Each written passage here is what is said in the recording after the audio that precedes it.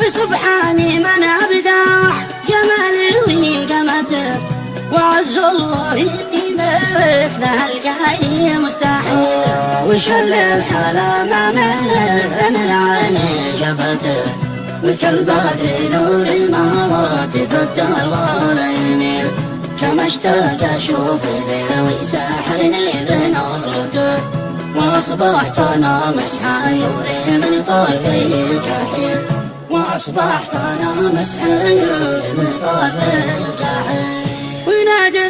ونادر وصوفي كوام تمنيت شوفته، تمنيت أشاهد وياجي الباقي الجميل. لأنه أسر قلبي بحبه وهيبته، وخلاني يمشي ويتلى معابر السبيل. فلا بد مع الجواني وأعرف عشيرته، وأطلبهم القربى وهو ما يطلب أشيل. وأطلبهم القربى وهو ما يطلب أشيل.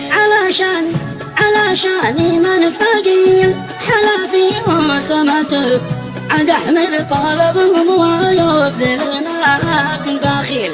وما هي خسارة من بذل عيل راحته، ومن حقق أحلامه وشفى قلبه العليل.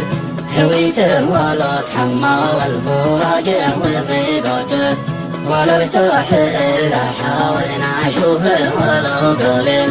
ولا ارتاح إلا حاولنا أشوفه ولو قليل. لأجل هوية الشعر لأنه هوايته، ومغروم في طبعه وأسلوبه النبيل، ومشتاق له شوق المفارق لأسرته، فهو مرهم الأجراح والشاش والغسيل. ومن كثر شوقي قمت نظمت شيلته، على حسنها اللي ما في الكون المثيل.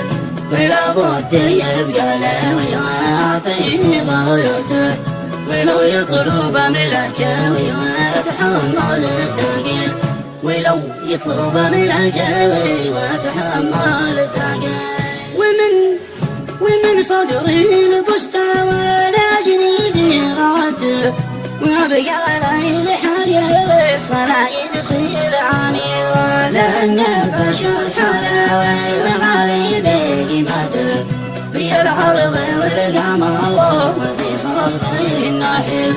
لحسن حماه الله من عين مسته، وعاش الحلا والفا والني في أمره الطويل.